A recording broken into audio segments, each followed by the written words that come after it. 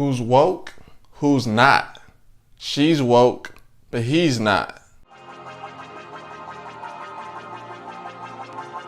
Westworld, starring Evan Rachel Wood, Thandie Newton, Jeffrey Wright, Ed Harris, James Marsden, Tessa Thompson, and Anthony Hopkins.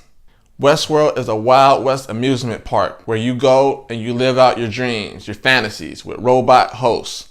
You can follow mazes, live out adventures as a cowboy, and even have sex with robots. An update for the robots causes a few of them to gain consciousness and set out on their own paths, different from their programmed narrative. The first thing you need to know about Westworld is it is an old school movie, like late 70s. It was created by Michael Crichton, and Michael Crichton is the author of Jurassic Park. He wrote that book and it got turned into a film, big, huge franchise. But he also did Westworld, wrote the screenplay to Westworld. And you kind of see the similarities with Jurassic Park and Westworld, you know, both amusement parks. Jurassic Park is about dinosaurs getting loose. Westworld is about robots getting loose or kind of doing their own thing. They decided to redo Westworld, but as a series, and I gotta say, it was a great idea. All right, let's go with the pros of this show. The actors, we have top-notch actors. We have Evan Rachel Wood, Thandie Newton, Ed Harris, Jeffrey Wright, Tessa Thompson, Anthony Hopkins, James Marsden. Those are just like the starring roles. We have a host of other supporting characters. The characters are all unique and different. With the way that some of the actors act, it's kind of like a guessing game, especially in the first season with who's a robot and who's not. I feel like all the leading actors are on their game. This is season 2 and we see a change with the characters. I mean, they've gone through so much since the first season. You see Evan Rachel Wood's character, she's a little bit more sinister, a little more woke, probably like one of the most woke robots in the series.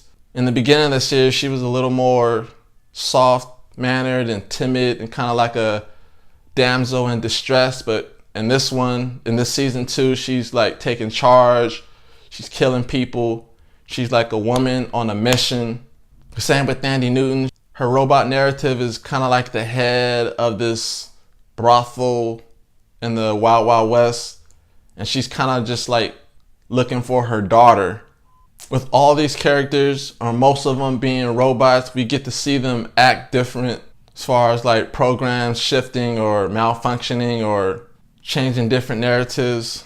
Like I said in the beginning, there's a company that owns several different parks, and in this season 2, we get a look into one of the different parks. It's called Samurai World. It's an Asian themed park.